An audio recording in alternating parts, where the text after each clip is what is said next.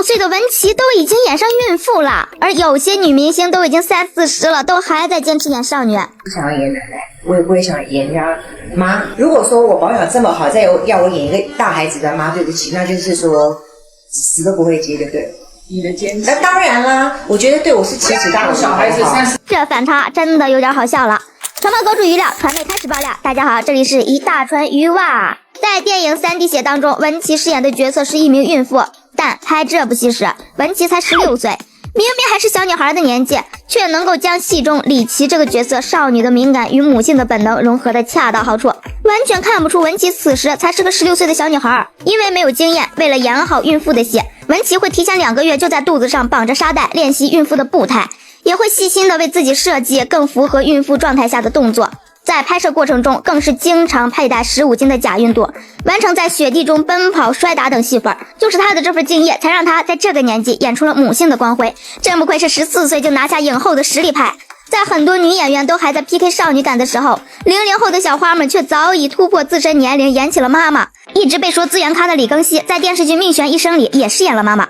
虽然从出道以来，李庚希一直都因为资源好到爆被称为是资源咖，但你不得不承认，人家的演技确实强呀。在《命悬一生》里，她饰演的吴细妹前期就是一名破碎迷茫的乡村少女，16岁的她被迫嫁给了村里离婚的单身老男人。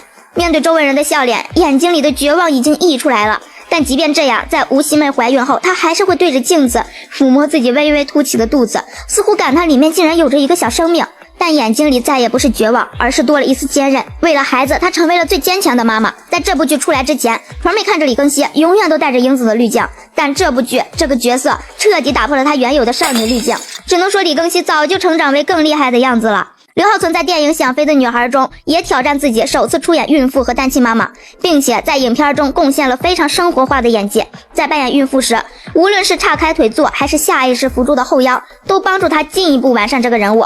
作为一名单亲妈妈，她孤身一人带着孩子，没有去处，一次次敲响房门却无一人回应。为了孩子，她只能坚强，但屡屡被拒后，她终于情绪崩溃，抱着孩子痛哭起来。是感叹命运对自己的不公，但更多的还是心疼孩子这么小就跟着自己受这么多苦。